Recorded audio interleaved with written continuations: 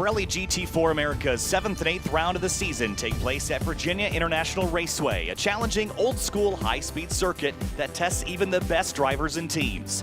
After 60 minutes of green flag racing in race 1 and some late race drama, championship battles heat up for race 2 on Sunday morning.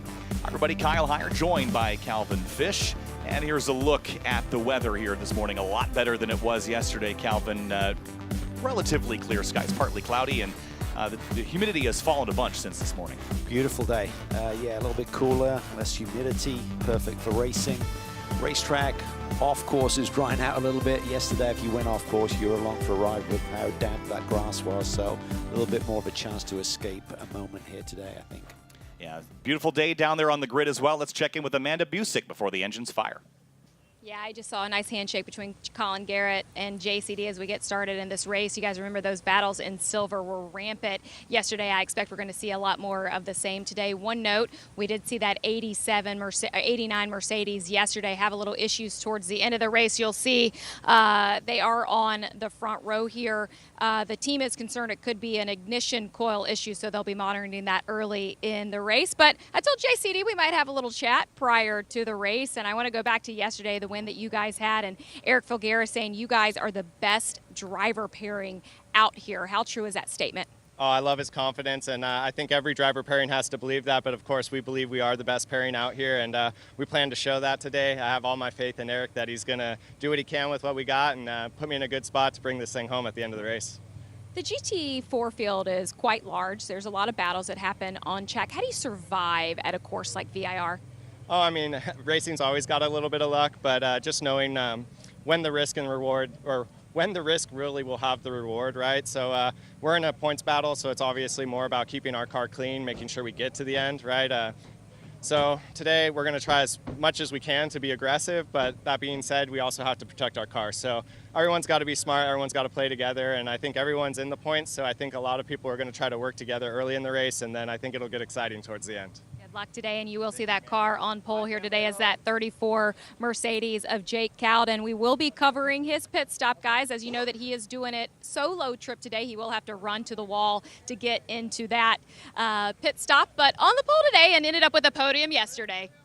Thanks, Amanda. And yeah, Jake Cowden soloing that number 34 JMF Motorsports car, had a kind of a lonely stand there on the podium, hoisting that third place trophy all by himself, Calvin. But he did a great job, and again, new chance today, even higher on that podium. Yeah, I'd still be mad I didn't get that second bottle of champagne if I was in his shoes. But yeah, he did a really nice job. It's intense, but we've had some really solid racing here this year. But you know that intensity ramps up for day 2 because they're not thinking about this car's got to be in good shape for tomorrow's race. There is no tomorrow here at VIR this year, at least.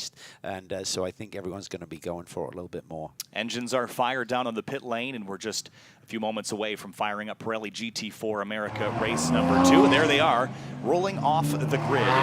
One of the challenges here, of course, we qualify in 2 separate qualifying sessions with our 2 driver lineups, Calvin. And qualifying 1 sets the grid for race 1, and qualifying 2 sets the grid for race 2. And the driver 2 qualifies. So we've got our different driver lineups. Driver 2 is the one that's starting here this morning. But let's have a look at the highlights from race number 1 yesterday. It was green flag racing the entire time, but there was a ton of drama. So let's have a look. It all started with a frantic green flag there, and in 2x2 all the way down the running order here. As they head down towards turn 1, the RS1 Porsche led the way into the first corner. Big lockup for the 07 of Alex Hayner. That ended up ending their day after flat spotting those tires. Battle for the lead there between the 34 and the 28 fairly early on with the Mercedes AMG. Alex Vogel climbing behind the wheel of the 43 after Matt Bell was in the car. But this is where the lead change between the Pro-Am leaders, the 7 ACI Motorsports car, making moves here against the Nissans as well. Great fight here side by side through turn 1 on their drive to try to catch the 89 Rentec Motorsports car.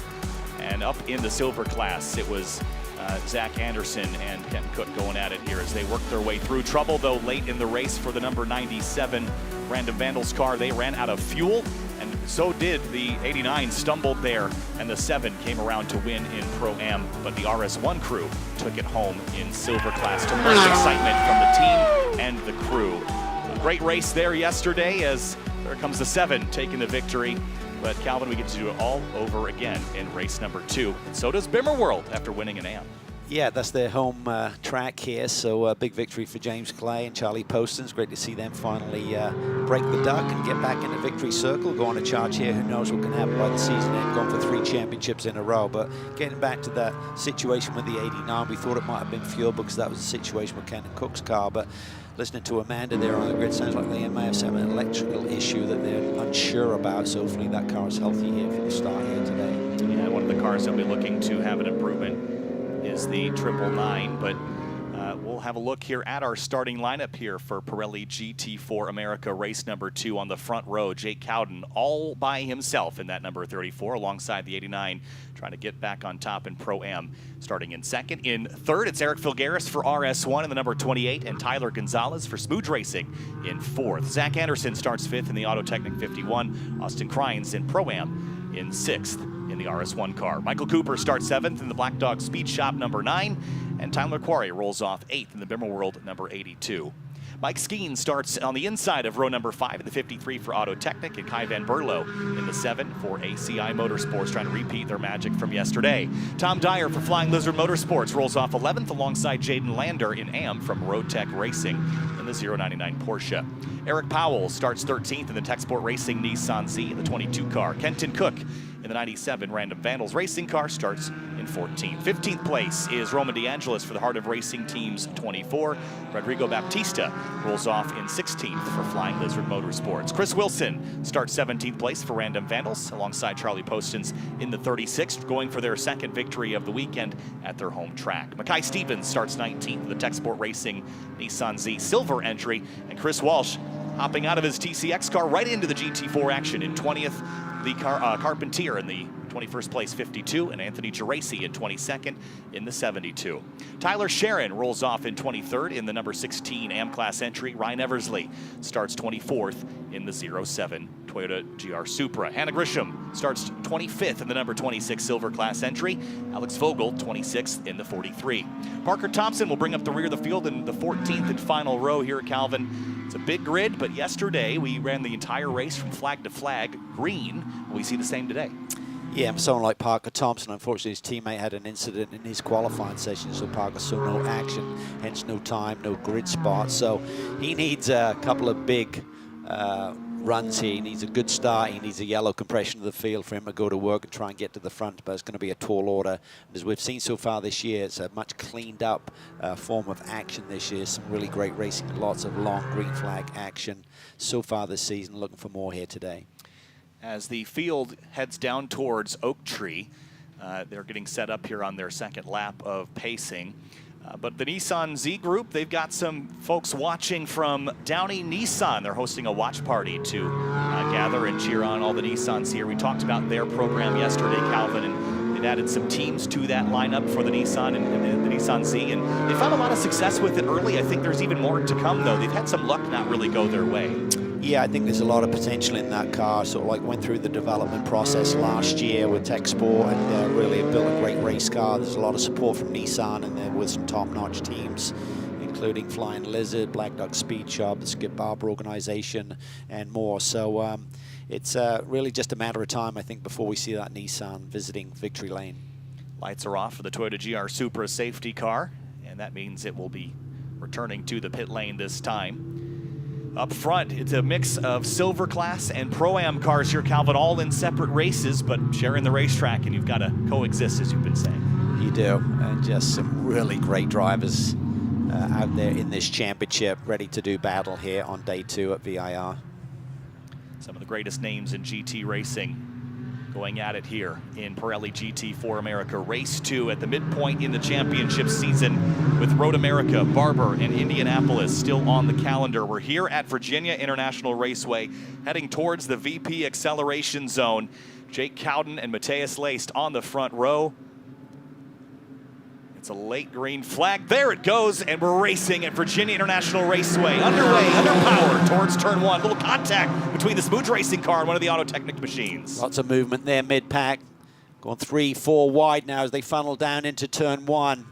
Great start there by Jake Cowden. Phil Garris is tucked right up underneath him, but he's made a move. It looks like around Matthias Laced here.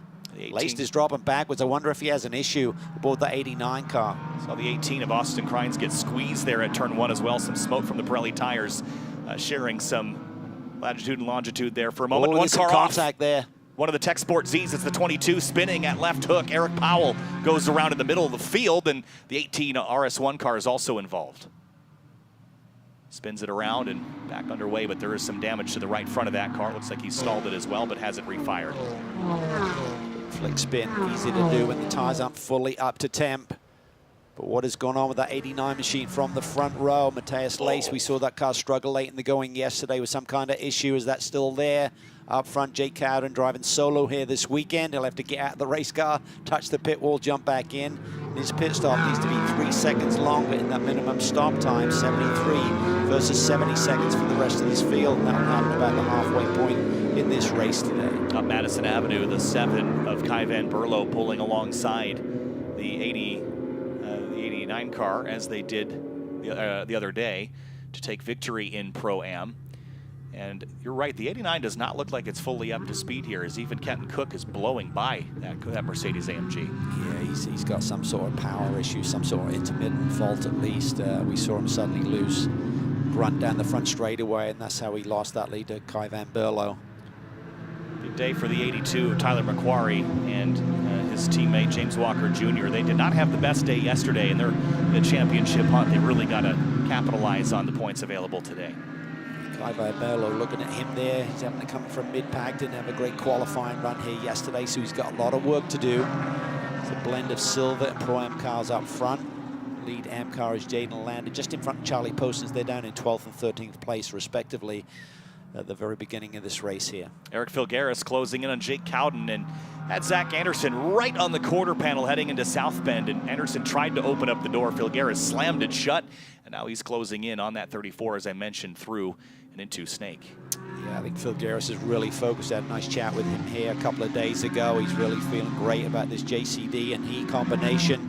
He said he's a very different driver in his approach to what I was used to working with Stephen McAleer. McAleer and Filgaris had tremendous success over the last couple of years, but he said he drives it forward, he's into the data, he's really pushing to see the performance in this car, and nice move there by that Flying Lizard Nissan there, making a move up into the high-speed S's. Leading the way in the M category, as you mentioned, Charlie Postons just behind. Run down here into Oak Tree. Just behind him is the 20 of Chris Walsh. We mentioned just jumped out of his TC America car right onto the grid for this race. And moving forward in that M class entry. There's Austin Crines in the 18 RS1 entry. I mentioned they had gotten squeezed at turn 1, and they drove away from that. You see the damage on the left front there. But then at turn 5, there was also, or turn 4 rather, there was a bit more contact that involved the 22. I'm not sure if they were the genesis of that incident, but let's have a look at the incident here and see what happened, because I saw the 22 car spinning, Cal, but I didn't see how it started. So let's have another look. Center screen there to the right a little bit, and right was the 7. Oh no, he was kind of all on his own. Crines there might have got clipped there, and suddenly there's just a lot of reaction to that. You see the, I think it was the 999 off and on there for Parker Thompson. He had to take evasive action. Big move up at the front of the field, though. Zach Anderson for the lead, so he's gotten around Filgaris and putting the pressure on Cowden immediately. This is a battle in silver. Top 4 cars in this race are silver class. Yeah, Zach Anderson has his elbows out, got by Filgaris at the end of the previous lap, and then took a look for the lead just a moment ago. Let's check in with Amanda Busick on pit lane about the 89 Rentec car. Amanda? Yeah, you're going to take a live look here of a meeting of the minds between the team and even some Mercedes representatives that are on site here. It is the issue related to the ignition coil that they're working through as they look at the data on those computers. Thanks, Amanda. Calvin, what would that be causing? Just a misfire condition? Or? Yeah, just a misfire and just not full power, and as competitive as this field is, it just seems like when he gets about 3/4 of the way down the straightaway, he's not got full power. Move there by Zach Anderson. You don't see that happen very often through the apex of turn 10. Jake Cowden trying to recover here, and now he's got everyone all over him. Tyler Gonzalez to the inside of Eric Filgaris. This is getting pretty feisty here. We expected the elbows to be out. Michael Cooper aboard that Nissan Z. The Black Dog Speed Shop is right in the mix as well. Zach Anderson absolutely caught Jake Cowden by surprise. You mentioned it, Cal. It's not really a place that you would traditionally try to pass. Here comes the RS1 car. Filgaris back by the 34 this time. Drag racing down towards Roller Coaster.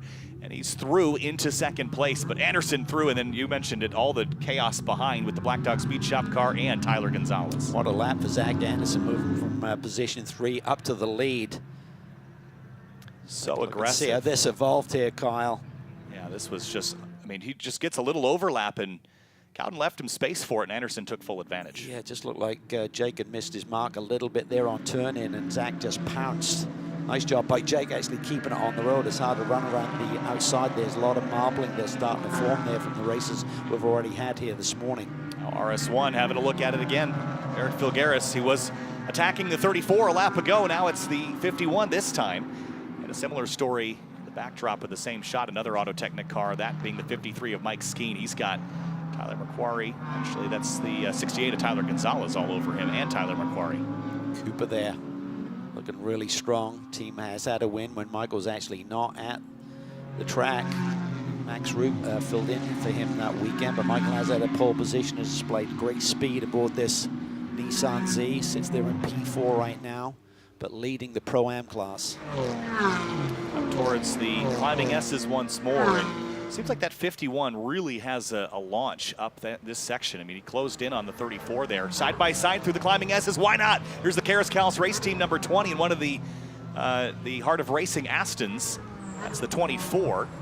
Roman DeAngelis behind the wheel. Roman DeAngelis, just a top GT pilot, having a lot of success in numerous championships. Dominated Porsche Carrera Cup north of the border.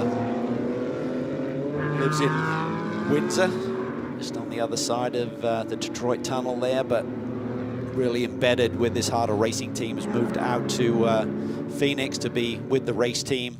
They have a really high-tech sim program there, full-time people working with that, and Roman's in that on a regular basis when he's not away racing, of course, so he works hard at his craft. Really top young driver. You see on the Race Vision powered by AWS, the circuit performance graphic. Roman DeAngelis quickest of anybody in Sector 1 and Sector 3, but at the 22, that's the Tech Sport Racing Z that we saw turned around Eric Powell on a charge in that second sector after his collision. Well, he's going to be fired up. Certainly one of the fastest drivers in this field, Eric Powell is, and just looking for opportunity to get his car to victory lane. Great to see him back racing full time. Always had a lot of respect for his speed. 36 off the apex there, a touch, and Roman DeAngelis ready to take advantage of it. And Roman's got a lot of work to do to get up to the front of the Pro-Am fight, because that's Cooper and Skeen up in 4th and 5th overall, and DeAngelis is down in 14th at the moment. Yeah, it just shows how deep this field is when Roman's sitting there in P14 overall and outside of the top 5 in Pro-Am. So that's how competitive this championship is right now. Jake Cowden a little on the back foot now with Michael Cooper. Actually, Cooper on the back foot with Skeen as they head up the climbing S's. Filgaris keeping touch with Zach Anderson. There's that Black Dog Speed Shop Nissan Z, and Mike Skeen behind. That is a battle for the Pro-Am lead. So Cooper currently holds it. Skeen right on his tail, as you mentioned. Tyler Gonzalez has now dropped down to P6 overall. Skeen at the inside. That was risky. Contact. Elbows around, a little bit of contact. That was an aggressive move. You'd all the curb there through turn 11. That got the car in a position to elbow Michael Cooper out as they went through Oak Tree. And that will allow Tyler Gonzalez to pull alongside the Nissan Z. And that's an out-of-class car for Tyler Gonzalez, but these two stand between him and the podium fight in the silver category. Look at that Supra just whistle around the Nissan there. So Michael wouldn't have got great exit speed, but I think that's more a demonstration of that Supra having that little edge there right towards the end into that brake zone for Roller Coaster. Kenton Cook up here in 7th overall as well. The Brandon Vandals Racing, number 97, ran short on fuel yesterday, and while battling for position for second place in class. It was a disappointing end of their day, but already looking like they've made some great progress from, I think they were 14th on the grid, so they've made up about 7 or 8 spots. Here comes Filgaris. Yeah, I think for Kenton Cook, he really needs a great day, as you said, coming from deep in the pack. had the championship lead coming into this weekend. They lost that yesterday, so Eric Filgueras trying to take advantage of the scenario on the track position he has, keeping the pressure on Zach Anderson. And talking to both the Porsche and the BMW camps here this weekend, they both felt they were in great shape. Maybe if it heated up, I think it's cooled down, that could swing the balance back towards the Porsche, but everyone felt in the heat that the BMW may be the car to beat, but a little bit milder temperature here this morning. My favorite part about the GT racing here, Calvin, is that both those manufacturers felt like they've got the best horse for the race, but in different ways, right? It's all about the performance window, the balance of performance.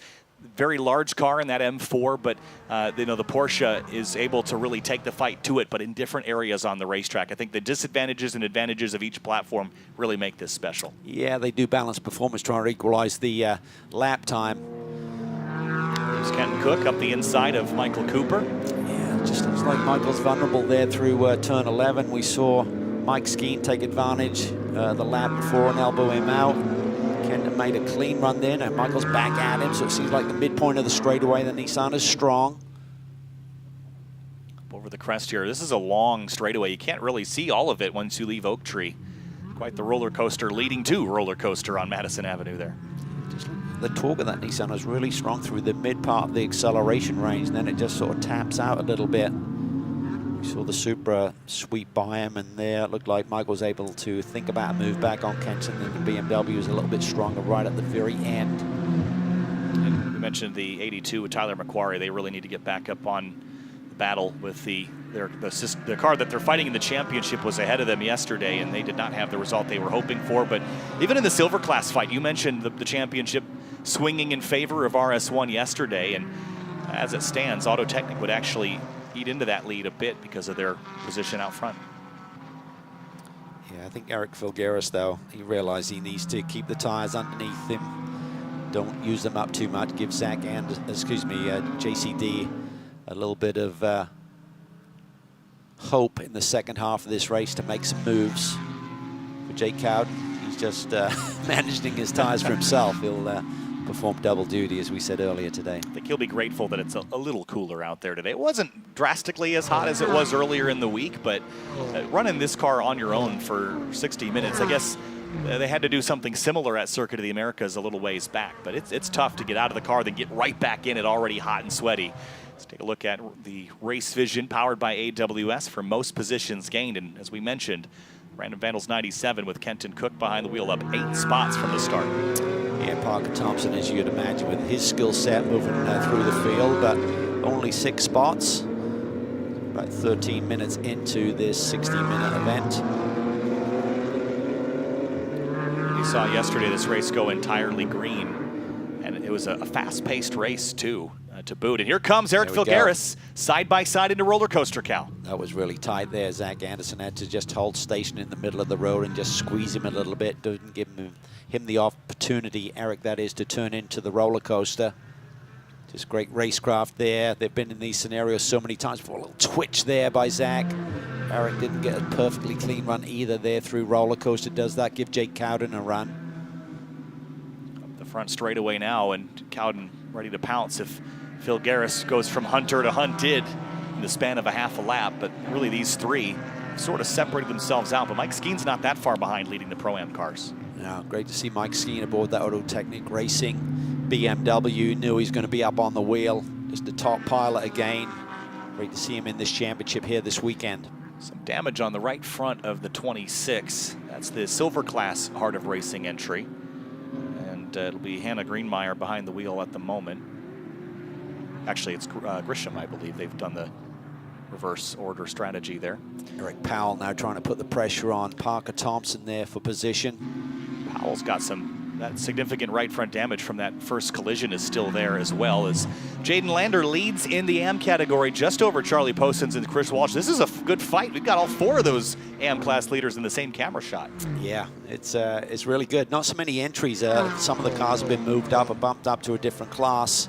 Some derogation changes there early in this season, so not such a depth of field, but certainly super competitive. And we mentioned the other day that this Rotec Racing Porsche is the same chassis that Rob Holland took to the top of Pikes Peak at the end of June, and It's here battling for wins in the AM category in Pirelli GT4 America not long after climbing to 14,115 feet. And Charlie Poston's Chris Walsh, Chris Wilson, all in that line.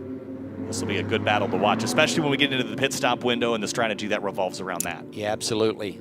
So what you want to do with the pit stop strategy is if you've got your stronger driver in, your faster driver in, maximize their stint length, which can be up to 35 minutes.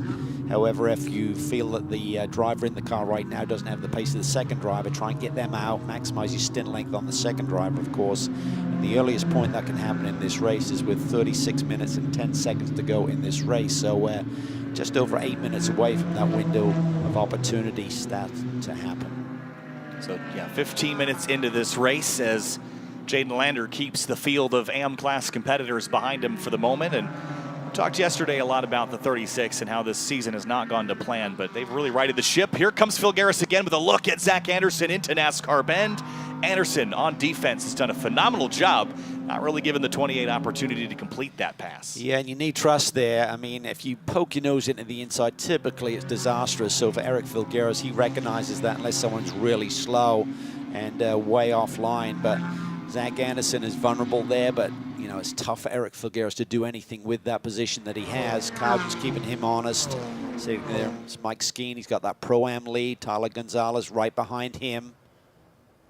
Kenton Cook taking the fastest lap again last time around, 155, 122. That was 7/10 quicker than the overall race leader last time by. Yeah, he's absolutely flying here. So he's done a great job of managing this race, coming from deep in the pack, keeping the car clean.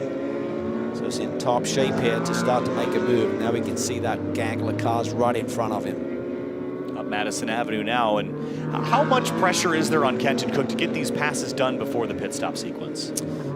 Well, he's got a great teammate in Kevin Bowen, but he's going to want to try and ease that path for Kevin to score a big podium run here, maybe even a victory. So he's on full attack mode. They realized yesterday was a bad day in the championship. That little miscalculation with the fuel really bit them badly coming in at the weekend with the championship lead. They dropped down the order. Filgueros and company had a great day, so they need to at least get up to that 28 car. But if the 28 car finishes in front, obviously that points is going to be padded out a little bit. And chasing the Smooge Racing car, Tyler Gonzalez in that 68, stepping into this ride this season after winning the Toyota GR Cup Championship last time out. And now in alongside John Jesbray, who's been a spectacular talent here in this series. But there's those points you were talking about and how close it is when points start to swing. Yeah, it really does. For the 28 car, they're looking to be in great shape. Halfway point in the season. Zach Anderson has done a lovely job here of just managing this track position. Had that brilliant lap where he went from third up to the lead and is just hanging on to it, but he's got a handful of cars ready to pounce should he misstep. I think if Eric Filgueros owns the door or opens the door, Jake Howden will be ready to pack that 34 down in there as well. He's not too far back.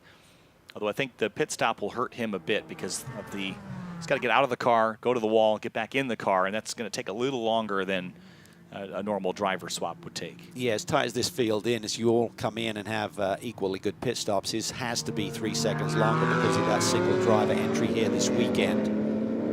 Whoa, so Tyler Gonzalez going for a slide on exit of Oak Tree as Kenton Cook had made his pass on the way down then into there. So that will move Kenton Cook into 5th overall, 4th in silver. And now it's going to be getting by the 53 of Mike Skeen and up into the podium battle for the silver class. Filgueros probing, looking. Zach Anders just staying solid here. He knows it's really hard for Eric to make a move unless he really cracks the door open. Right out to the edge of the road. This section drops you several stories. You have to use the full width of the track there, including those curbs. It's a high commitment area. It's really fun to watch drivers get into full attack mode down there. It really is. They call it the roller coaster for a very good reason. It's like a runaway train when you tip it in there off the top. And I look at it as like a slalom ski as we see Filgueros with a huge run, trying to inch out to the outside. Anderson right in the middle of the road. May have been a little bump there. Filgueros now going to try and accelerate with a tighter steering input coming off that corner. He's kind of in no man's land. He's got to be careful, otherwise Cowden's going to pounce. Big wiggle there for Eric Filgaris, but he sensed that wasn't going to work on the outside of the NASCAR bend. We've seen that be a trouble spot, Calvin. That was great, smart thinking there by Filgaris. It really was. So he's making his presence known, Eric Filgaris is. I think his car is a little bit quicker, and he's getting antsy right now. Yeah, I think that it probably would have been just as easy to try to stick it around the outside, but we've seen that be a disaster zone for side-by-side battles where no one wants to give. And there's still 39 minutes in this race, and you have to live to fight another day. And I think Filgaris saw that. There was no way to come out of that on top.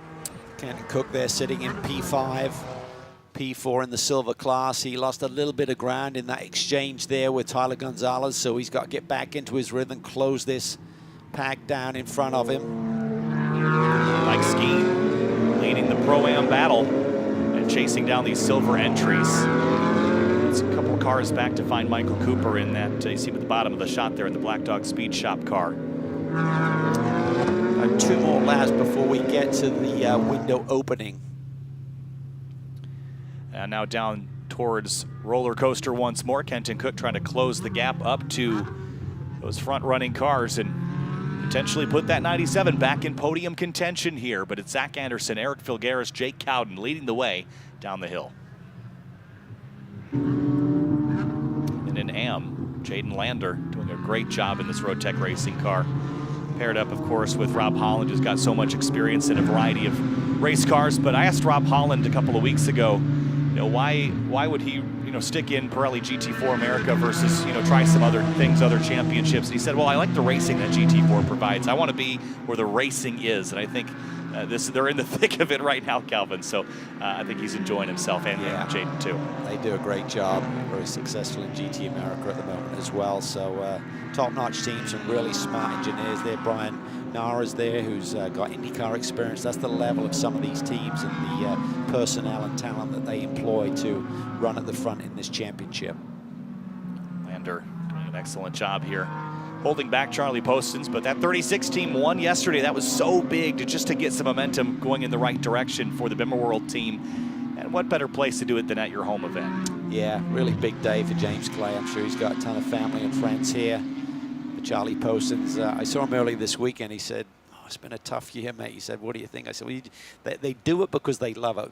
Each off-season, they talk about, we're not coming back. Then the months go by, and it's like, oh, yeah, we enjoy it too much. We've got to come back. And they've been on winning form. Here we go. Mike Skeen. Inside, Skeen in for the Pro-Am position. It wasn't a change of position in class, but he's now taking the pressure off. That's Kenton Cook was starting to push. There's some smoke trailing from the Nissan season, a Flying Lizard Motorsports car that had some smoke trailing from it as Cook chases the 34 of Jake Cowden, and they're side by side here with Mike Skeen into roller coaster. This is a tight squeeze down here, Calvin. And watch this, Kenton Cook going to try and take advantage, but Cowden manages to filter his way back into the middle of these 2 BMWs. This is tight stuff. This is a very narrow section of the racetrack. Safety car has been deployed just prior to pit stop sequence beginning as well. And there's the 20 Karas race team car, and that's the 22 Tech Sport Z in the tire barriers, Calvin. And this looks like it may be at turn 3. I think it was.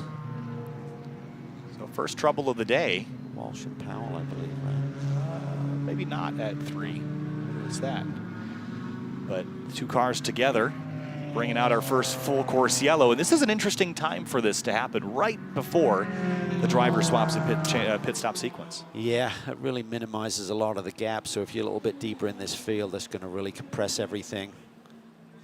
We saw that Mike Skeen had got that Pro-Am lead car up to P3 overall. Kenton Cook there sits 5th overall, 4th in silver.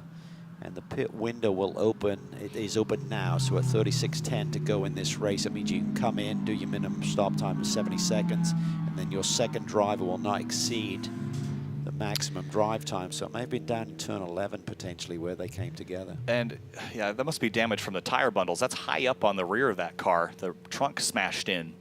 And typically you'd think if that was car contact that it would be lower on the body.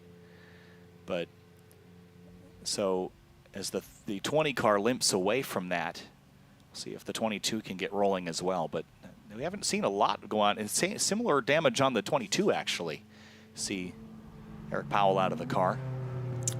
See some drivers being pretty aggressive there into turn 11, and I expected the intensity to ramp up here on day 2. I think day 1, everyone's thinking, you know, it's a doubleheader weekend, we can't afford to damage the race car, but then you get into day 2, it's like, let's go for it, and I think there's been a little bit of a more edginess in the driving and where they're making moves.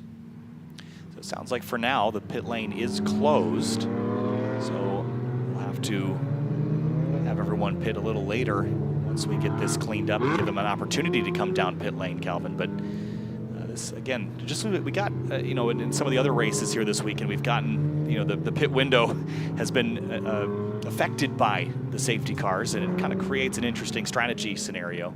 So you have to be on top of it and ready to adapt to your strategy. Yeah, it's a little different to last year. Last year we had it hard, like between the 25 and 35-minute mark in the races where the window is. Now it's just a maximum drive time. So what it allows you to do is to integrate that stop time into that strategy, which means the pit window actually opens up earlier than 25 minutes in, as we discussed.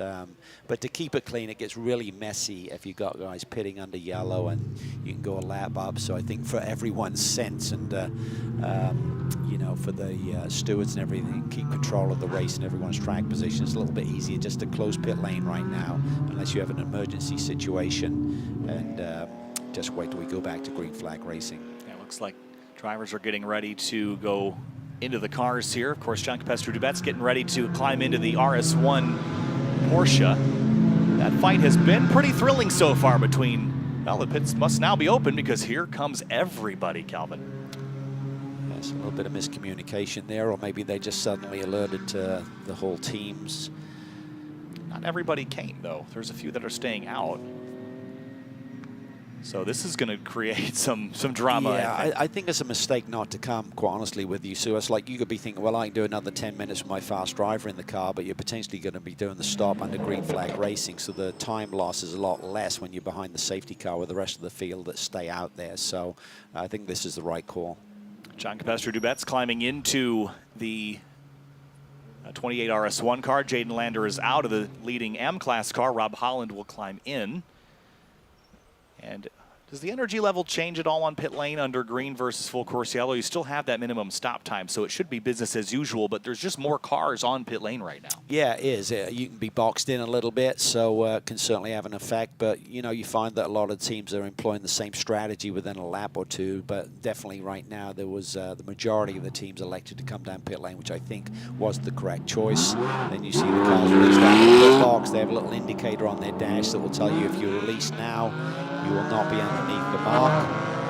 And the 28 RS1 Porsche beat the 51 off of pit lane. So that could be a huge turning point here as far as the... It's because of the pit stop time, and they were just outside the minimum stop time at a 71.1, whereas a 72.2 for Colin Garrett, releasing and heading back out. So that would be the reason for that change of position. And 1 second difference, and I think because of the full course yellow and everyone came into pit lane completely bumper to bumper, that 1 second means a lot. Matt Bell, actually, should be Matt Bell climbing behind the wheel? That should be, yeah. They're playing that reverse strategy. So Alex Vogel out Matt Bell into the 43 that led a bunch of laps yesterday. It's good for them with that strategy of having their pro driver essentially behind the wheel now. Right, the field bunched up on the restart. And with just over half this race to go, here comes the 20 Karis Kallis race team car with Chris Walsh behind the wheel. This has not gone as well as the race he just jumped out of. But again, the damage pattern on the bumper of that car is strange. And there is some damage to the left front as well. But yeah, I'm trying to figure out how, I mean, unless it was just the tires. But let's see what's going on down there in the pit box with Amanda Busick. What you got? Yeah, Kyle, there is significant rear end damage. Chris Walsh did drive slowly by the front stretch here, so the team did assess that damage on the last lap by and then decided to pit. I was talking to Tony Callis, who said that Chris came upon something on the track, that it wasn't contact with another car, and thinks that another car may have found the same thing on track as they did. They have executed the driver change. Nick Shaney is inside of that BMW. They're going to stay on track, and in this race with that damage, we'll see how it updates. Thanks, Amanda. The only thing I can think of, Calvin, is just prior to that, there was a little smoke coming from one of the Nissan Zs.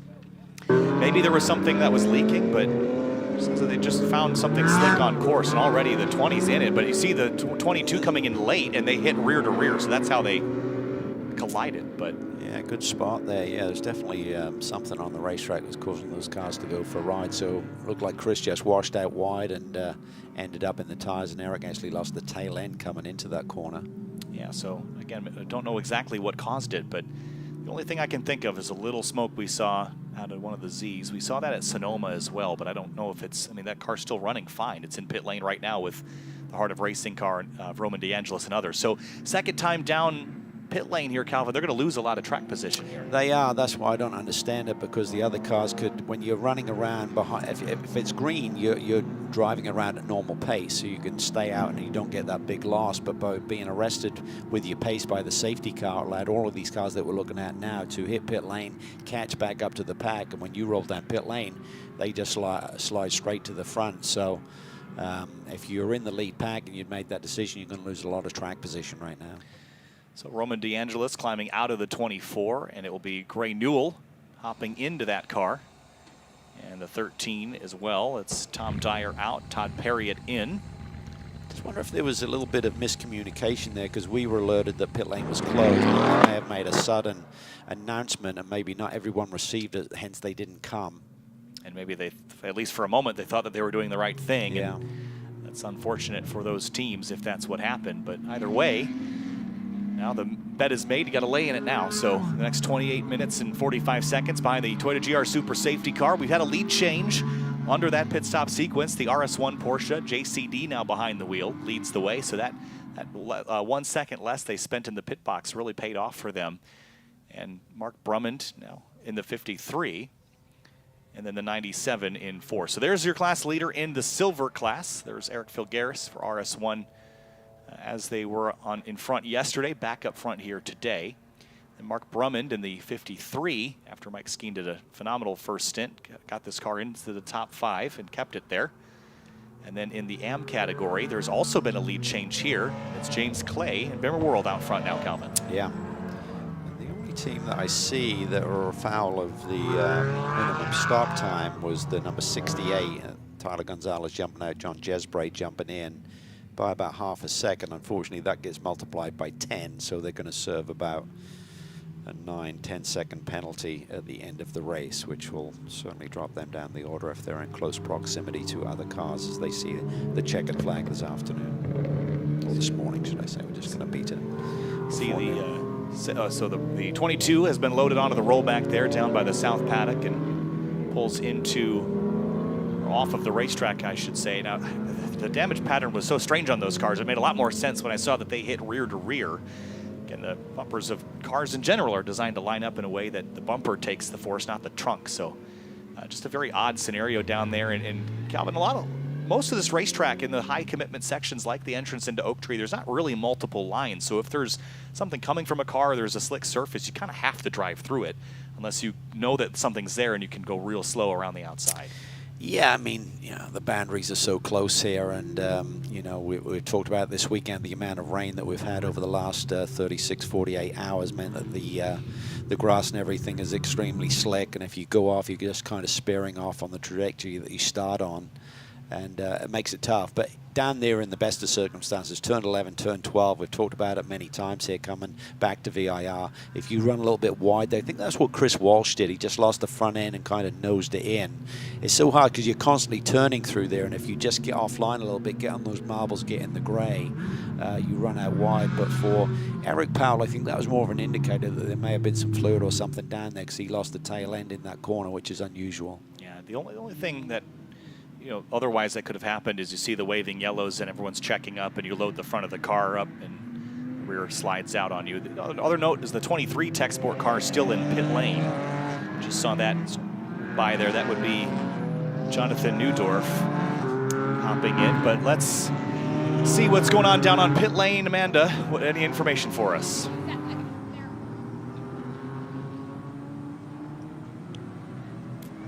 Yeah, I think they just asked us to move off the shot of Roman DeAngelis. They are battling an AC issue inside of that Heart of Racing race car. Said that they wanted to limit some driver time for Gray Newell in that car. But as you can see, Roman DeAngelis was after it in the heat here in VIR.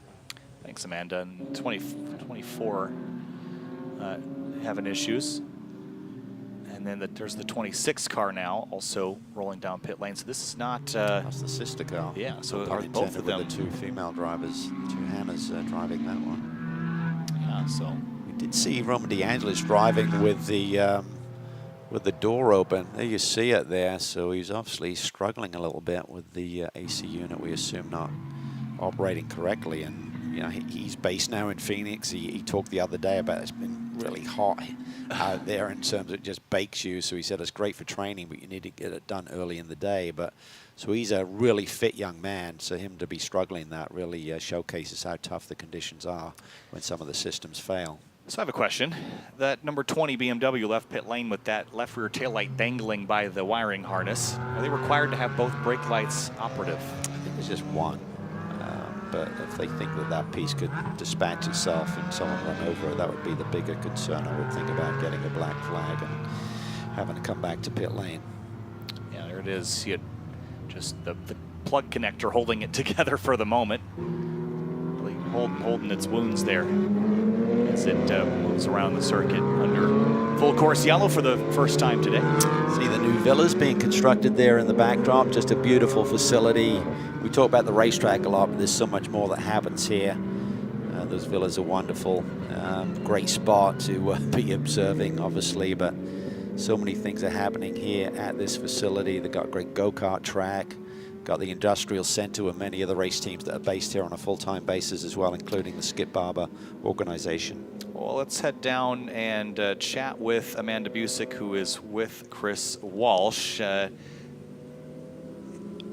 let's see what's going on down there with Chris Walsh with Amanda. What you got? Well, the last we saw him was running out of that TC America race with the race win in TCX, and now here after his stint. But we heard that you got into something on the track. How surprising was it? Yeah, you know, we were having a great race. We were sitting in third. It was all top three in the AM class right there together, and then going into Oak Tree, just suddenly no grip. And I saw the Porsche run off in front of us, but at that point I was already in the fluid, got in the grass, and I just couldn't get the car to just slow down enough. Trying to get out of the wall, but as soon as I tried to get out of the wall, I got hit from behind. Luckily, we got the car going, and it seems to be okay. So Nick's still out there, so hopefully we'll be able to finish. And back underway here at Virginia International Raceway. Here comes the 34, Jake Cowden, after his pit stop. Big lunge into turn one, Calvin. Yeah, big lunge, but you can see, a little bump there. Sure if it's John Jesbray behind the wheel making a move there on Kevin Bohm. Yeah. Brandon Vandal's BMW here. Here comes Jake Cowden, opportunistic move up the inside. Not quite enough alongside to make that pass, but critical restart here with just over 20 minutes to go. Yeah, it really is. So Kevin Bohm now getting into his rhythm, trying to rebound from that little bump there from John, but he got the job done. John's got around him. That's two silver cars battling out for P3 in class. Up through the snake and into the climbing S is JCD. Shot out of a cannon on that restart. Really put some distance between him and the 51.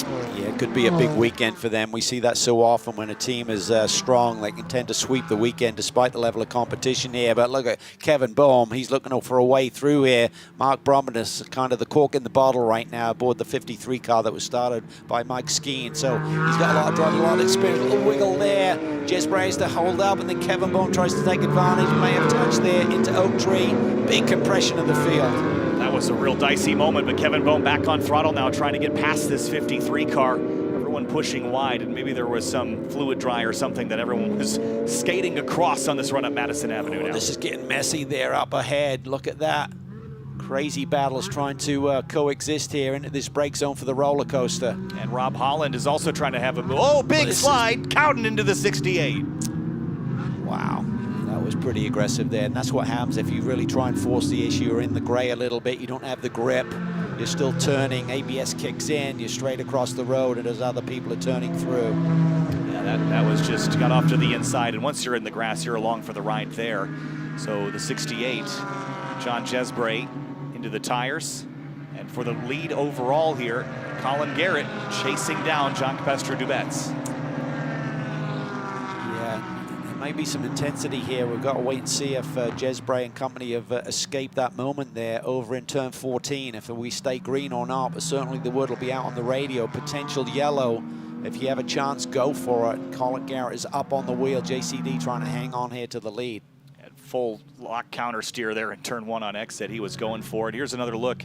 Jake Cowden has this big run, and I don't know if he even really meant to get alongside the 68. He just missed the braking, shot off to the right, and then right back across the road. Yeah, it's really tricky there when you're trying to go side by side. Typically, you got to give it up a little bit earlier into that sequence, and he got caught out there and gets into the side of Jezbray at the same time. So as far as we know, the impacts didn't look massive, so they should have been able to drive away, but, well, they have not. The 34 still stuck in the tires over there by Roller Coaster, and this will likely draw another full course yellow and bunch things back up unless he can get it fired up. Yeah, they're going to wait till the last possible moment, but it's so hard to escape, and with the grass still being a little bit down, you just kind of reverse out of there, but you get no traction to do so. And I have to feel we're going to have to go full course yellow here to get him out of the tires. And there it is, double yellows coming out. Full course yellow for the second time in this Pirelli GT4 America race.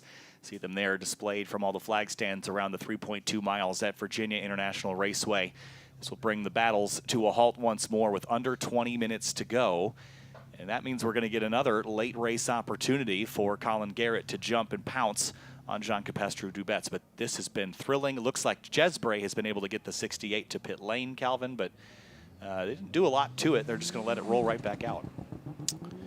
Yeah, just a quick check over. You might as well, whilst you're under caution, just make sure everything is safe. You don't need to be pedaling around here and something's damaged and may fail. So quick check. It was a shame because they're having a great run here today. 36 cars hitting pit lane. This is the M-Class second place runner. Oh, wow. James Clay. He'd had a great restart. They'd had a great pit stop and has actually cycled to the front. Charlie had done an awesome job in the opening stint. I think they were running P2 when they hit pit lane. And then they came out of pit lane in the lead. So don't see anything on the notice board about any sort of penalty. So I assume the left rear tire, yeah. That would be a technical issue. Yes, it sure would. So they're going to go to work and get that left rear Pirelli P0 changed. And this has really been their season in a nutshell, other than yesterday. Right. Anything and everything happened to this car that's coming off 2 championships in a row. Yeah, this is a frustrating time to have this happen. You would have rather had this happen in the previous yellow so that you could at least get the field bunched back up and go again, but running out of time here. And this is, I don't have the single lug system that the GT3 cars have. This is the old school 5-lug system, so it takes a second to re-index the wheel and bolt a new one on. Yeah, so doesn't have a ton of time to play with, but you know he's going to be on it, try and get back out there and do as much work as he can in the 17 minutes remaining. We're still not back to green, so hopefully he has enough time to get back around and at least be on the tail end of the pack and then go to work. So we'll see if they can salvage something out of this race. And as far as the Pro-Am battle, Mark Brummond and Kurt Swearingen will be running first and second as far as the Pro-Am battle. And so let's have a look at a replay here. This is when the yellows came out. Was there... Oh, wow, contact there with the 36. And was that the Krug Speed 72, perhaps? Yeah, yellows are out there. And let's see. Let's check out that wheel down on pit lane with Amanda and see what she's got for us. Yeah, that was the damaged wheel that they replaced here on pit lane. It was the left rear of that. And Calvin, you mentioned, gosh, it's kind of been a testament to their season, that highlight being yesterday. And just one other quick update, the Tyler Gonzalez, John Jezbray Supra, there was a check here on pit lane on that. Car seems okay. It's back out as well. Thanks, Amanda. And yeah, that was just... You know, everyone slows up ahead of you, Calvin. You can't quite see the corner station yet. You pull out to pass. You think you've got an opportunity, and bam. It's all about communication. And I mean, we went yellow just as the leaders were approaching the roller coaster where the car was in the tires still. And what I don't like to see is you had a safety vehicle there ready to be dispatched. So when you have that sort of contact, if suddenly something spares off to the right-hand side with that safety vehicle sitting there, that could be a big, big problem. So we got away lightly, I think, because that could have been pretty nasty. Yeah, and it was right as we went from the local yellow to full course, and so the prior corner station probably wasn't displaying a flag, and he wasn't quite able to see the next one because of all the traffic ahead. So unfortunate scenario there, as the 34 of Jake Cowden is going to be on the hook coming back. Now, that's an unfortunate end to his day after landing on the podium yesterday in silver. Yeah, big time. He's had a fun weekend getting to hog the race car. You're normally having to be pretty accommodating and sharing it, but yeah, big challenge, and shame to see him out. We had a really solid podium run here yesterday. Yeah, I think he'll be frustrated too, because going back and watching that incident, it didn't look like he was trying to get alongside the 68, just made a mistake, and the 68 has something else amiss. This looks like right before Snake here, Calvin, and it's stopped in the grass. Yes, they checked the car over, felt everything was fine, but we assume that there must be something that is now broken, and John's just trying to get to a safe haven there. Yeah, it came to a stop in the grass, and hopefully we can get that car picked up, because the clock is running down and under 15 minutes to go. If you get another few minutes, it could be under 10 with a restart after getting the 68 off course. So we're really going to be down to crunch time and turn this into kind of a micro sprint with, you know, some fierce in-class battles. The Rob Holland's got a couple cars between him and Paul Sparta in AM, but as far as Silver and Pro-Am, they're going to be right on top of each other for the restart. Yeah, it's going to be pretty wild, and you got to think that Kurt Swearingen is thinking maybe they can sweep the weekend. He's sitting there, P5 overall, second in Pro-Am. Oh, the right front wheel is not... Toe link is broken. Yeah, well... No, the front wheels in that car disagreeing over which way they should go, and the tiebreaker, which is usually the steering rack, not able to overcome the broken suspension components there on the Smooth Racing Supra. Unfortunate there, and you know, going back to the contact that he had, it was to the right front of that car, and it likely just weakened something enough that putting some load on it broke it. Yeah, I would think so. I would think it was a toe link or something. And what happens is, particularly when it's two tires, they really grab each other. The sidewalls of the tire kind of really grab and put a real shock through the suspension components. And they obviously checked it when he came to pit lane, and then as he started to load up, get up to speed, it just failed on him. So lucky that it happened under caution, because if you have that happen through any of the high-speed sectors here, could really send you for a ride, of course. So as it stands, your AM class points, look at Random Vandals Racing, 162 over Rotec Racing and Bimmer World. But if Rotec Racing continues as is, Calvin, they're going to continue to eat in to this advantage. Now, it's been a great season for the Random Vandals 98, but you know, start chipping away at it now. There's still almost half the season left to go. There is, and it's been a great season for Random Vandals with Chris Wilson teaming up with Paul Sparta for this year. Al Carter's been with Paul on a regular basis, but wasn't able to commit to the season for this year. So I think Chris was a great choice. So much experience for a bronze-rated driver, and they've had a lot of pace. They're putting together a great championship season. But you start to feel the pressure. You start to think about that big prize at the end of the year, and that changes your dynamic. You overthink things. You may get too conservative in certain situations. So that's the lovely thing about a championship. It's never easy, and there's always going to be pressure situations and decisions to be made to get to the finish line. Yeah, Random Vandals paddock is always a fun one too. Paul's always willing to have a chat and laugh about how much fun he's having in the race car, and John Jesbray getting back behind the wheel. But let's Kevin Boehm has been part of the progress up for Random Vandals Racing in the 97, and Amanda Busick's got more on that car.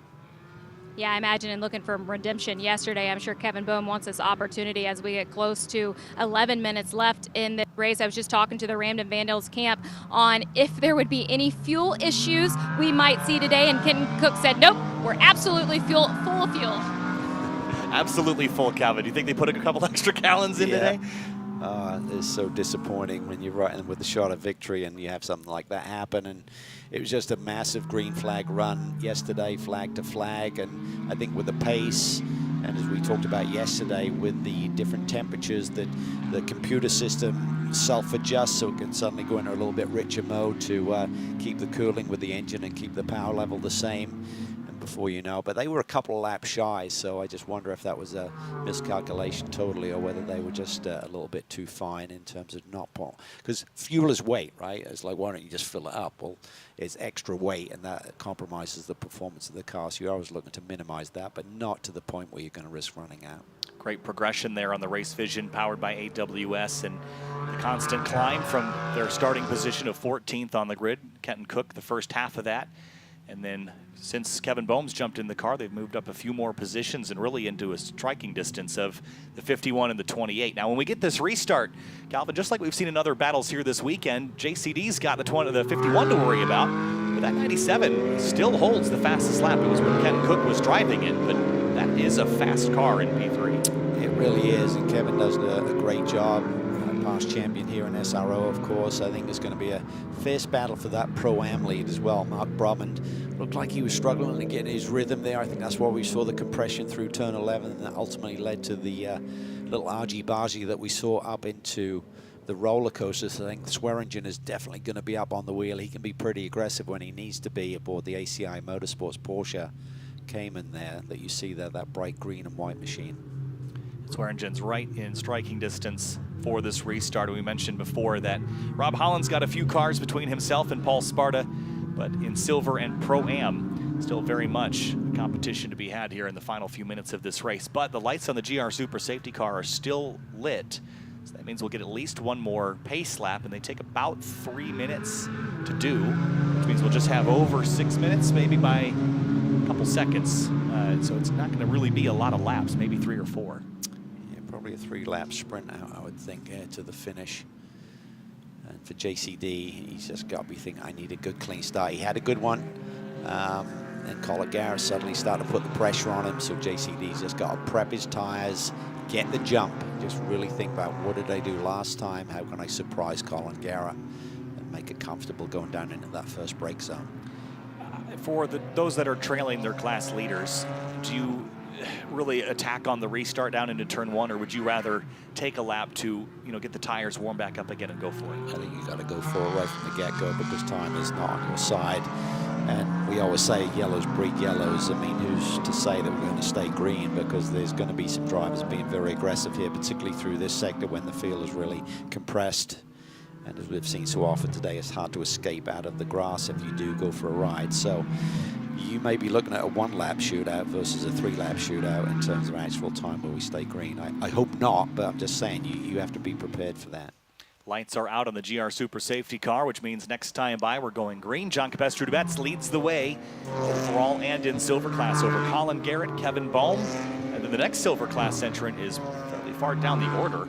That is John Jesbray, who's out, so is Hanley and Jake Houghton. So really it's just 3 silver cars left in the fight. So maybe that will allow Kevin Bohm and Colin Garrett to get a bit more aggressive, knowing that even if they have a mistake or a slip, that really the worst they can do is still landing on the podium. Yeah, I mean, it all factors in, right? It's all about the big picture, thinking of a championship season, but drivers love to win races, and right now we've got some drivers in prime time and take advantage on the restart. Colin Garrett wants to do that. Swearingen certainly wants to do it. Rob Holland, he's got some buffer there with 3 Pro-Am entries right behind him before Paul Sparta can get to him. David Peterman's having a really solid run for Nola Sport with the 52 machine. He wants to hang on to that podium spot before the checkered flag as well. Correction, that car that was involved in the backstretch full course yellow incident with the 36 was actually the 999. I think it was the 72, but it was the 999, both white Supras. So that's why the Hanley Motorsports car is out. And as far as the 72 Krug-Speed car, they're currently 4th in AM. Lance Bergstein having a good day in that car. They've actually come under the Smooth Racing tent, at least this weekend, as far as support. So that's good run for them with opportunity for a podium here shortly. JCD's let that safety go well away. Maybe he'll go a little bit early. I would think about here would be good. No, he's slowing it down more. He wants to get that Porsche or sweet spot here, just a good straight line, and then go for it. Try and surprise Colin Garrett. There he goes. Back on power into the VP acceleration zone. Pirelli GT4 America Race 2. 6 minutes and 20 minutes to go, and battles in silver and Pro-Am still left to fight. And JCD's launch is a good one. 3 car lengths over Colin Garrett. That Porsche really gets away well. Look at Swearingen there in the green and white Porsche to the outside of Brumand. He's trying to make his move early. He knows that time is not on his side. Gets away in the cushion there. Can he squeeze it? That is really tight there. They touch. Swearingen's going to try and push through here. He's got to be careful and manage that. Nicely done. Brumand comes back to the inside. That's late. Big late dive at an NASCAR bend, but he doesn't hang on to it in the 7 to Kurt Swearingen to the lead. Side by side behind him. Big lunge from Matt Bell on the 82 of James Walker Jr., and that's a position in class as well for Pro-Am. Rob Holland trying to hang on to the AM victories, but he's got swarmed around by Pro-Am entries right now. He's got to be careful that he doesn't throw away this class lead. They sorted out through Snake and up through the climbing S's. Rob Holland really trying to keep the green and white Random Vandals Racing BMW as far in the rear view as he can, but a charging Matt Bell is not going to wait around as they head into South Bend. Yeah, Matt Bell is on the charge. Great to see him back full time this season. Good opportunity. He makes the move. Nice move there, Bill. Rob Holland just letting him go. Doesn't want any part of this action. You can see that Matt Bell is pretty feisty. 82 of James Walker Jr. is next behind Rob Holland, and then it's that green and white car of Paul Sparta. Random Vandals Racing closing in on an opportunity to win in AM today. James Walker Jr. there, sitting in that third spot in Pro-Am. A nice bounce back from yesterday. Finished top 6, but not what they were looking for in terms of their championship charge. Came into this round of the championship very much in the thick of the battle for the points lead. Also should mention the 07 Alex Hayner behind the wheel of Precision Racing LA car. They've moved forward nicely. Started all the way at the back, up to 14th overall, and about 6th or 7th in Pro-Am. That'll be a good result for them in their first weekend together. Here comes Matt Bell alongside the 53 of Mark Brummond. That's a battle for second in Pro-Am down the front straightaway. Big move there. If we stay green, what can Matt Bell? Can he seal the deal? Can he get around the outside? Brummond is hanging tough. More contact again at the exit of Horseshoe. Bell pulls ahead towards NASCAR Bend. Can Brummond respond in any way, shape, or form down here into NASCAR? Not quite. Maybe left hook, he'll have a shot at it. He thinks about it, right? He tried to do the same thing on Swearingen, and Swearingen just swept a little bit wider, managed to make it stick. So Bell is on the attack here, up to P2 for that P1 group entry. See if he's got enough time here left in this race to chase after our leader, Kurt Swearingen. It's going to be a couple of seconds at least. And it's going to be, I think, 2 laps to go next time by, maybe 1. It's going to be tight. Most places gained. Race Vision, powered by AWS. Matt Bell, 21 spots up. And slide for the 51. That's the second place car in silver. Colin Garrett goes for a ride. He does. And you are literally along for the ride. Nothing you can do at this point. You're in that wet grass just trying to survive. Looks like he's missed everything. A little bit of an incline there to get back on the racetrack. That is devastating for that Auto Technic Racing entry. In the championship battle, they came into the weekend in 3rd. We're hoping to make up some ground on 97 and the 28, and they're gonna really struggle to get a decent result now. Again, well, I guess P3 only in silver because of the other cars. But look at Bell here. He has closed in on the Pro-Am leader in a hurry. Here he comes. Mercedes is absolutely flying. Oh, this is gonna be tough for Kurt Swearingen to hang on here as they head down the hill. Just 2 minutes and 30 seconds to go, and it's gonna be a hard task to hold the 43 back. Yeah, he's really quick. I mean, he erased that gap in a heartbeat. I put the pressure on Swearingen, try to sweep the weekend with he and Kai Van Berlo. Matt Bell on the attack here, down the front straightaway in the slipstream, looks to the right in the braking zone. Swearingen picks middle of the road, then fades to the left. Bell close behind, but nowhere to go in turn 1. Nowhere to go, and he hasn't had a lot of time to really analyze where Swearingen may be vulnerable. The outside into turn 2 and then into NASCAR Bend. Little wiggle there from the 7. Swearingen is pushing, and Matt Bell opens the door here. Possibility to dive into left hook, late on the brakes, but not close enough. He's keeping it clean. He is right there. He is a fast race car. Swearingen is just hanging on for all he's worth, trying to get to that checkered flag, but the clock is not on his side. He'd love to come across the stripe a little bit earlier and have 1 less lap to go, but so I got a couple of laps to go in this race still. If he can protect from the major passing zones, he might still have a shot to hold off the 43, but it is going to be a Herculean challenge up the S's for the penultimate time for the Pro-Am battle. The 7 and 43, nose to tail through South Bend. Sure, his teammate Kai Van Berlo is on the radio trying to talk him through this scenario. Can't overcharge this corner. Watch Matt Bell, will he try and set him up? No, doesn't think about it. Just trying to really get the launch here on the power early, power down. That was a nice run there for the 43. He's going to have the 7 right where he wants him in the windshield, and the closing rate is growing. As they close up on Madison Avenue, Calvin will have a look into roller coaster, but this is a tricky zone to pass as well. It is really tricky. And the Porsche is strong in the straightaway. Matt Bell, how aggressive does he get here? Does he give him a little love tap? Oh, he does. A little nudge. Hello. knock on the door. He's there. 38 seconds to go. Coming to the white flag, Calvin. And I'll tell you that, you know, the 43, I thought he'd be by him by now. He's running out of opportunities, and turn 1 is going to be his next best one. Yeah, he caught him so quickly. I thought it was going to be a no-brainer for him to get to the lead, but Swearingen's really recovered nicely, got back into his groove here. You'll see the white flag. He's got to somehow hang on. How aggressive does Matt Bell get here, wanting this victory? Looks to the inside. It's not there. Swearingen late on the brakes, twitching around. He's wide. Bell looks to the inside. Door is open for Matt Bell, but he's not able to pull the overlap alongside. Will he do it here in NASCAR Bend? This handling section, slower, all mechanical grip. But Kurt Swearingen trying to hang on from an immensely talented driver in Matt Bell, and he's done it so far. Here comes Bell. He's going to force it there. He's going to force it there, but he has to give it up. Tries to eat the curb a little bit. Now he's on the outside. Tries the crossover. They're side by side. He's to the inside. Into Snake, brake lights on the 7. He had to give it up or they were going to crash through Snake. And now single file. Can the 7 respond, Calvin? Superb move there by Matt Bell. That was beautiful racecraft. Kept it nice and clean. Just timed it perfectly to out-accelerate Kurt off the corner and grab the lead. From the back of the field to the front, as far as the Pro-Am fight is concerned, Matt Bell and Alex Vogel, they have moved their way forward. This is excellent here as they are working their way about halfway through the final lap, and what a win this would be for them today. Wow, and you could see the front wheels moving around where he's fighting the steering to keep that Mercedes planted on the racetrack, and now he's just escaped and on his way. And in that shot there as well, the rest of the cars just behind them in the fight. Rob Holland is there in the mix, chasing Mark Drummond up the straightaway. Those two cars are not in the same category, but a last lap pass. So Rob Holland's having a look here at Drummond off into roller coaster.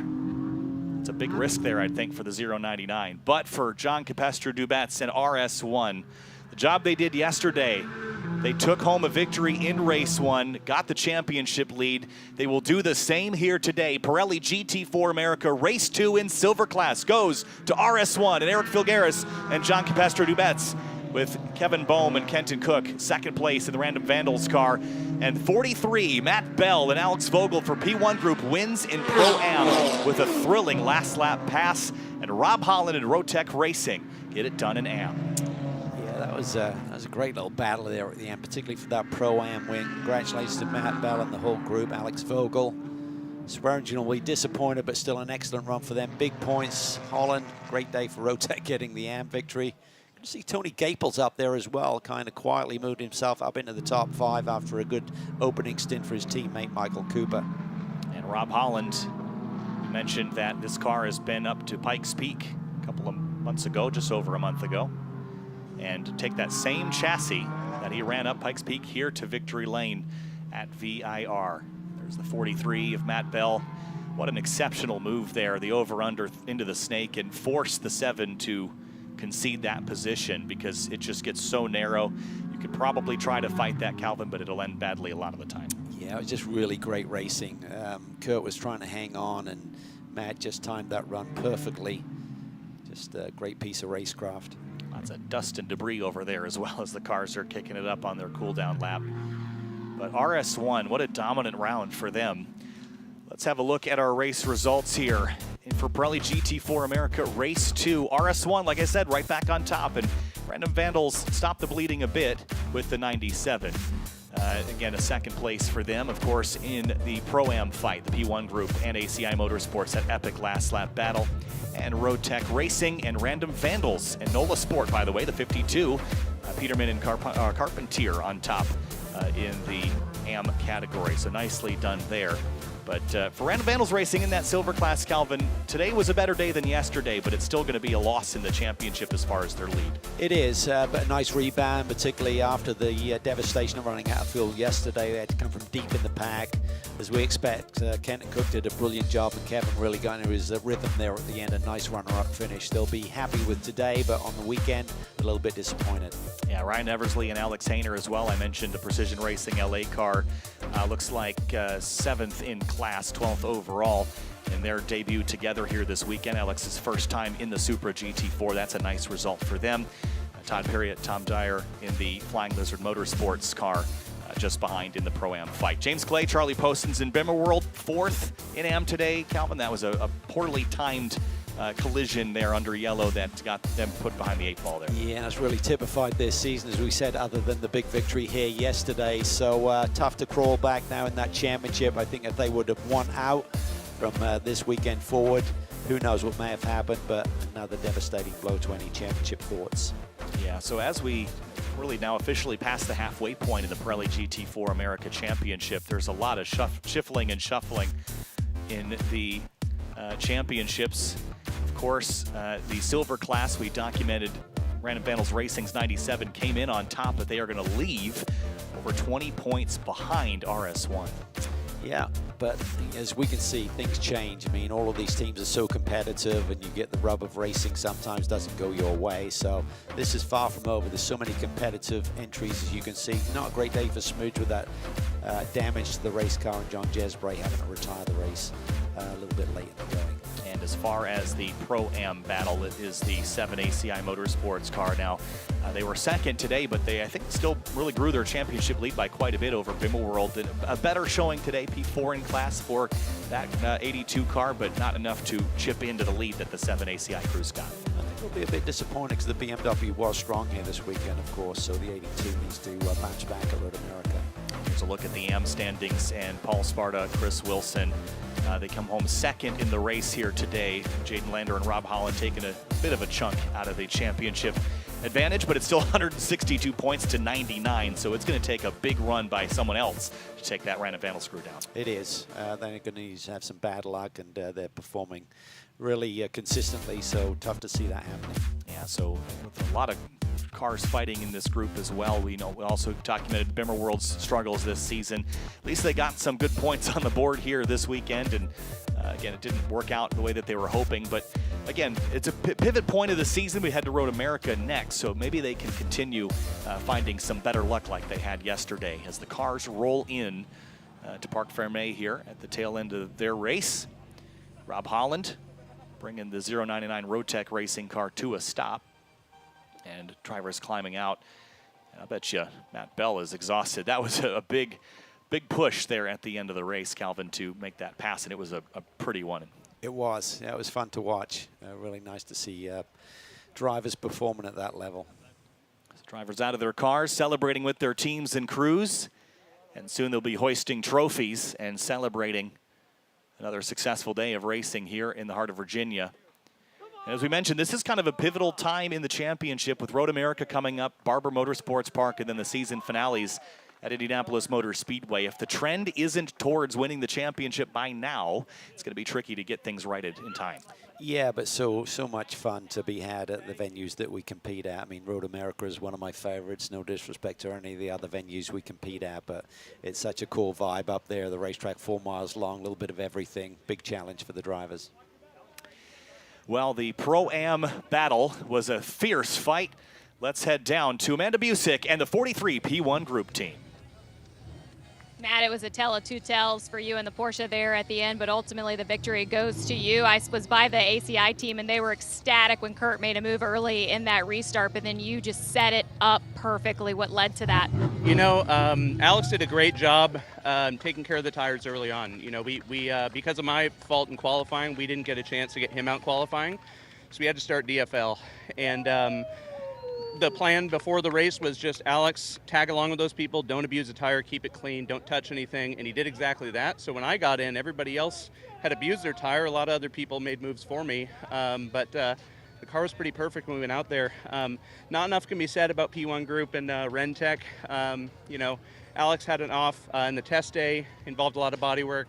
I had an off in qualifying, even more body work. Yeah, we did everything we could to make their weekend as hard as humanly possible, and they still gave us a car that could win. Yeah, we added a lot of work to their schedule, but they did a perfect job putting the car together.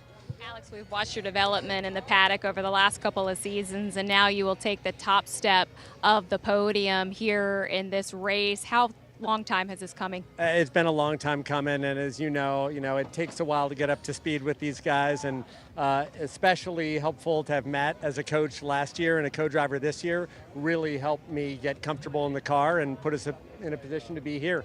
So it's great. Congratulations, the 43 on the top step here in Pro-Am. And moving over to our Am winners, I'm sure these guys are going to take this in. I know this pairing has been really successful already this season, and it started off with you, Jaden. I want to go back to the start of this race, putting it in position. You guys had some cars in between you. How did that help today? Yeah, I mean, the start was very hectic. Getting through turns 1, 2, 3, and 4 clean was hard, but we got through there and just got into a groove and tried to pace the other AMs behind me and give them over a clean, good car. Rob, success already this season. Did you see this happening so soon? Absolutely. I mean, that's why we went after Jaden in the first place. I mean, the guy's just such a class act, and we stuck him in with all the pros. We knew he was in with the Sharks that could hold his own, and that's what he did. He ran up front for most of the run and handed me a car in second place, and we did the rest from there. So Rotec Racing guys are crushing it, and for our guys at Hella and Paget and FCP Euro, and yeah, it's been a blast, and we hope to get some more. Congratulations to those guys. Guys, it's been kind of fun watching this AM class this year and all the different winners and the battles that are going to be there, but it's also been exciting in this silver category. And guys, I think you're going to look back on this weekend as the inflection point in this championship. Leaving VIR, what are the expectations headed to Road America? I mean, I think just keep with the route we've been going and keep working as hard as we can. And we never know what the BP card's going to serve, so we just got to keep our heads down and keep points on the table while keeping our girl clean. And yeah, just keeping these keeping our guys up front, our RS1 boys. So we really owe it to them. I think this race was really about the details. I think Eric did a great job out there, but our pit stops what got us out front today, and that detail was something we actually worked on right before the race, and I think it paid off today. So I'm really proud of that. Eric, if you guys are the best driver pairing out here, who's the biggest threat? I think everybody's a threat at this point. You know, it's such a strong field. I know that's a kind of a generic thing to say, you know, but it's really good. I mean, I had an amazing battle with Zach. He is stellar in that BMW, you know, thanks to JCD, no doubt. So now I got to deal with him, but no, it was really, really great. I mean, you have so many big names, factory drivers that are in this field. So it's a really tough year. You know, we talked about that yesterday. That's why this is so rewarding. Hi to my family at home. Thanks to Tom Kopczynski, CBW Racing, for believing in me. Thanks to our RS1 guys. Thanks to JCD for killing it. And you know, we're hoping that we can look back at the end of the year and look at this as the this kind of turning point in our season. We started out a little slow at Sonoma, and I think we've been ramping up and building up, and we've been finding our chemistry and finding our winning way again. So I hope that's the case. A sweep of the weekend for the RS1 Porsche. Job well done there by the silver class crew for RS1, Calvin. Exceptional job. That was an unbelievable race here for Pirelli GT4 America, race number 2. Just a fantastic event here at Virginia International Raceway with plenty of dramas in the championship battles. But up next on the calendar is Road America. America's National Park of Speed is the next stop for Pirelli GT4 America. Thanks for watching, and we'll see you at the next round.